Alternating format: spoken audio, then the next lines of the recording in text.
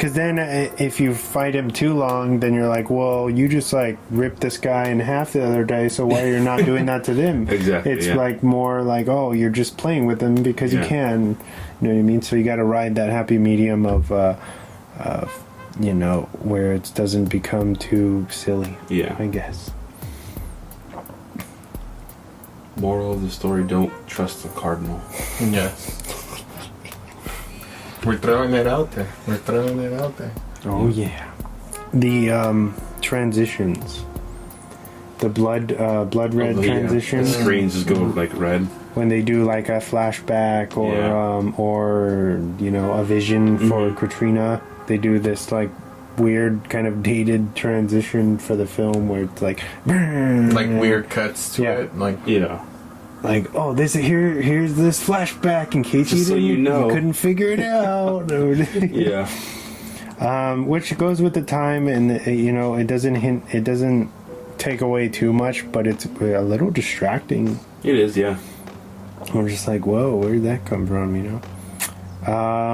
I thought the New Mexico as the background was really sells like, oh, this could go down out here. Yeah. Like, you know what I mean? Like, it's in the middle of nowhere. Yeah, it's desolated enough where all this shit could be happening and there's no cops. Yeah. Nobody's gonna really pay attention. Not even the though one cop that's in the hotel with all the prostitutes. And he just gets murdered right away. And then, you know, when they send Jack back over to basically re-kill all the bodies at the hotel so that they don't come back during the night and as vampires or whatever. And he like decapitates them all and does all this thing. He burns down the hotel and he goes and buries their heads separate. And then you just hear on the news, oh yeah, you know, the hotel with bodies burned a mile away. Their severed heads were found. And it's like, where? How the fuck? Yeah, how the hell are you gonna find these severed heads? Like, so random. But okay, I'll go with it. You know, hold up. We found them. We found him right here. I guess he must have put like a little marker, something. Put a cross on there. Yeah, but it's like, come on. I think this might be their heads. That was really random and kind of was just like spot on. Like, that they put that on their severed heads were found a mile away from the incident. It's like, where? How did you know to look there? Another big thing that I actually thought was kind of cool is it questions religion in a lot of ways, right? Because it turns out that the cardinal, one of the main cardinals, sold Jack out. Yeah, because he's even said, you know, with my old age and he's like, I've never experienced a miracle. I've never heard God. I've never seen visions. He's like, you know, I'm getting older and death is becoming more and more a reality. Apparent, yeah. Yeah, and I don't want to die. He's like, I'd rather be one of Valik's children. New children. Young children, something youthful children, something like that. So he sells his soul and everybody around him. So it's just like immortality is basically what he's trading for his religion. Definitely. Yeah. I really like I feel like it's when you have like a buddy like relationship in these types of movies, the kind of cliche thing is for one of them to go bad and like turn. And that's basically what happens at the end, because, you know, Jack is going up to Montoya and he's like, where are you going? He's like, oh, I'm heading south. He's like, you know, wherever you go, I'll give you 2 days. You know, I'm going to find you and I'm going to kill you. And I think it's like that respect that he has for him, basically, you know, it's giving him those 2 days, but then he's like, I'm going to come and kill you. I think that's kind of like and he's like, and you tell the girl too. Yeah. I'm coming for you. I'm going to get her too.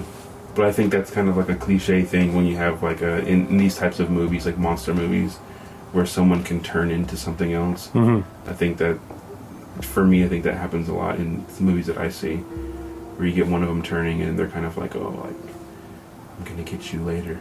Well, you have to think about something has to happen, otherwise you have like Fast and the Furious where, you know, what's his name? Yeah, Brian comes and saves Dom for the 50th time, and everything's okay. You know, so I don't know. It's that's like a double-edged sword, I guess. I mean, I like that part. I'm not saying anything bad about it. I like the fact that for this movie, I feel like that was them playing into the Western, where it's like, yeah, like out of respect. Yeah. For you, because you're my buddy and you helped me out, despite everything that's happened between us, I'm gonna give you a head start. Yeah, despite you're a vampire, or you're gonna be a vampire, and it's my job to kill vampires. I'm gonna let you go. Mm-hmm. I'm gonna give you those 2 days that you gave me. I think it was like an outlaw kind of sheriff thing. Respecting, like it felt very Western. Yeah. Yeah. But sure. I like that aspect of the ending, basically, kind of like. And then it also had me like, oh, I want to see a second one, like of them kind of chasing him and kind of playing that cat and mouse type of relationship of him kind of trying to kill his best friend or his best, partner. But it never happened. Yep. I can imagine though how it went. It was good. Do you guys want to do Swan Facts? Sure.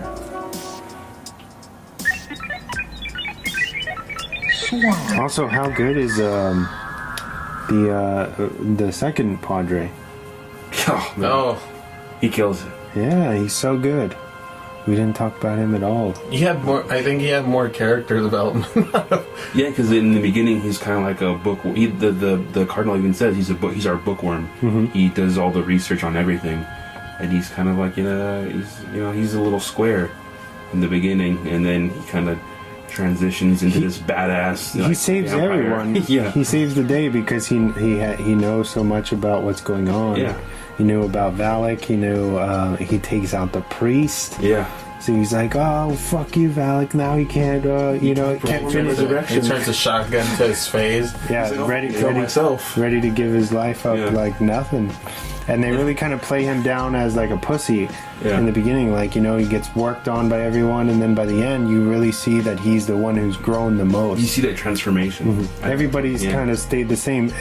Montoya is arguable because he falls in love with Katrina over the bite. But then it's like, well, would you have if she hadn't have bit you? Or would you have stayed the same? So it's kind of weird.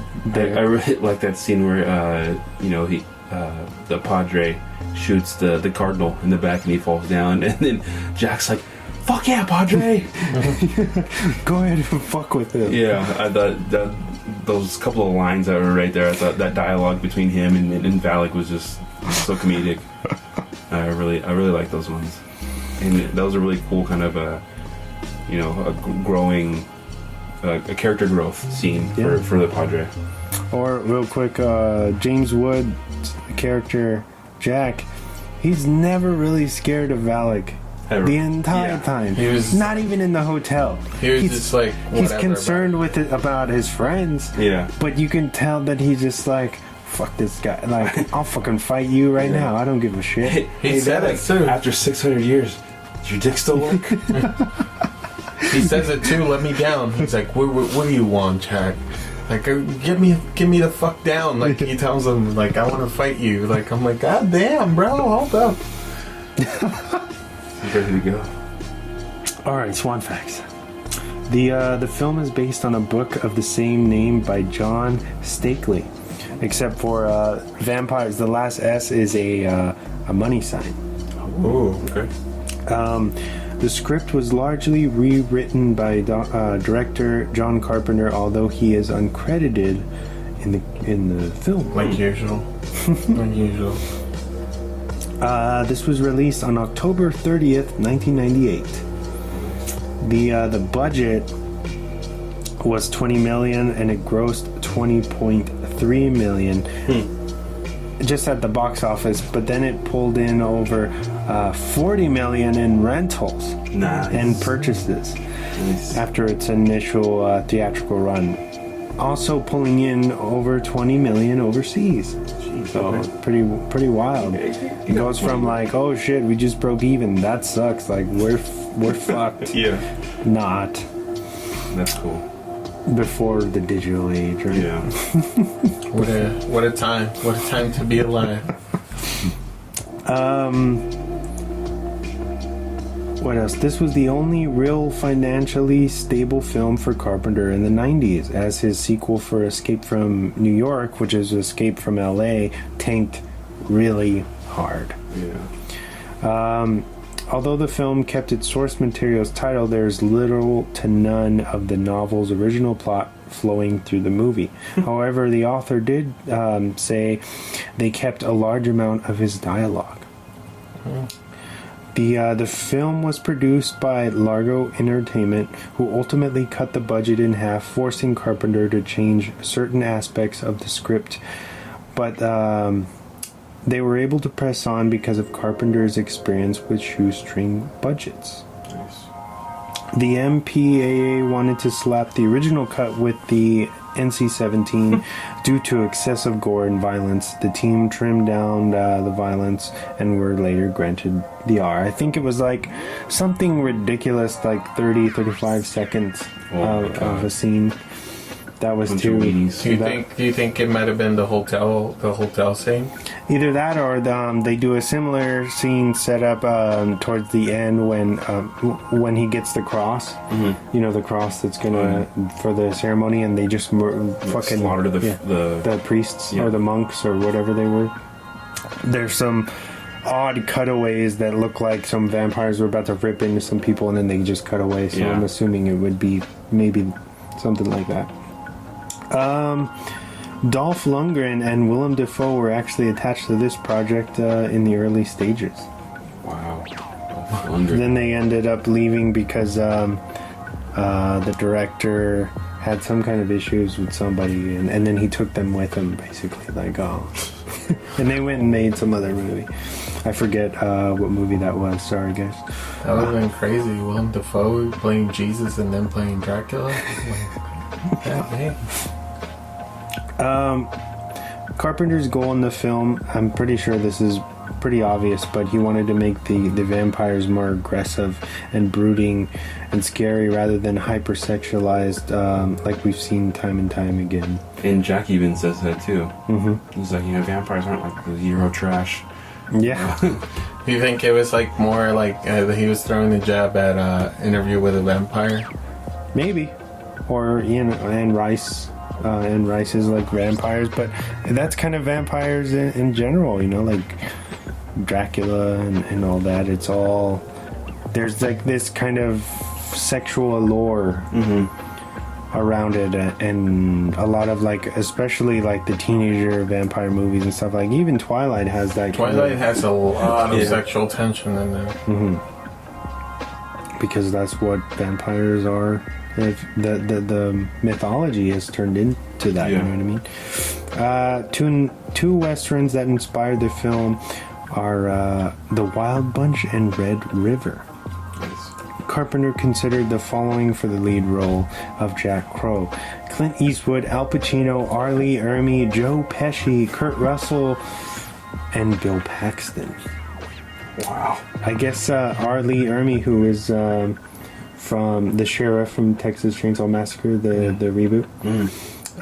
He was actually almost hired, and the studio refused to hire him because they feared that he didn't have the star power that they needed to pull in an audience. But that could have been cool. Even Clint Eastwood in this one would have been good too. I don't think Robert De Niro or Al Pacino would have fit. Maybe if it was free in Boston or New York. Two sequels were made for this film. The first in 2002, it was called Vampires Los Muertos, starring John Bon Jovi. Really? Yeah. Wow. Sick. I'm a cowboy. Kiss that at a local red bar. On a steel horse. Wanted. Dead or Yeah, that's a real movie, guys. God. That's also on Crackle if you're interested. No, don't. So this is like a direct sequel of this? A direct-to-video, of course. Yes, but it was produced by John Carpenter. Oh, executive produced, yeah. What are you doing to it? And then there was another one in 2005, I believe, which was called Vampires: The Turning, which has no real connection to the other two films, but the title. Just the title, yeah.